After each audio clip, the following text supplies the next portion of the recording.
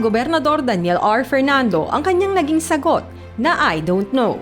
Sa isang viral na panayam, kaugnay ng mahigit 41 bilyong flood control projects sa Bulacan sa naganap na press conference sa The Pavilion Hiyas ng Bulacan Convention Center, lungsod ng Malolos noong ika-25 ng Agosto taong kasalukuyan.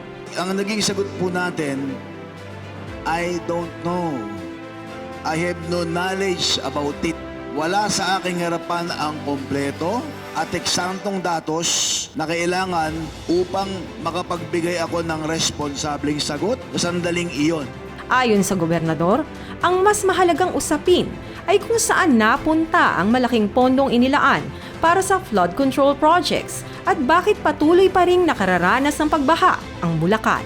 Ang mas mahalagang tanong, saga ng akin, saan napunta ang 41 billion? Bakit lubog pa rin sa baha ang Bulacan? Ang nasabing 41 billion flood control project sa Bulacan, wala pong direktang kontrol ng gobernador. Ang mga ito ay pinopondohan, pinaplano, kinokontrata, at pinatutupad ng mga ahensya ng national government. Samantala, inilatag ng gobernador ang mga hakbang ng pamahalang panlalawigan upang palakasin ang koordinasyon, monitoring at accountability sa mga infrastructure projects sa Bulacan. Kabilang ang mga executive order na inilabas noong 2023 at 2025. Ang layunin ng mga ito ay malinaw. Magkaroon ng isang sistema upang ang provincial government ay properly informed, consulted ng mga proyektong ipatutupad sa loob ng Bulacan.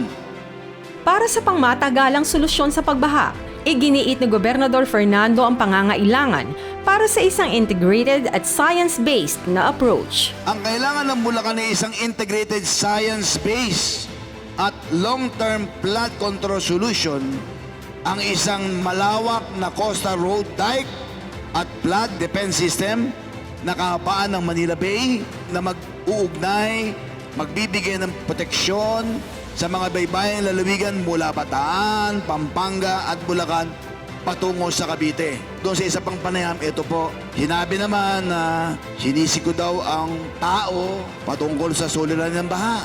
Masama po ba na mabanggit ng isang leader ang shared responsibility ng bawat isa? Masama bang opinyon na lahat tayo ay bahagi ng problema at bahagi rin ng solusyon? Hindi ko inaangkin na perpekto ang aking pamumuno. Ako ay simpleng tao lamang, naatangan ng hindi pangkaraniwang responsibilidad. Hindi ako palaging pulitong magsalita.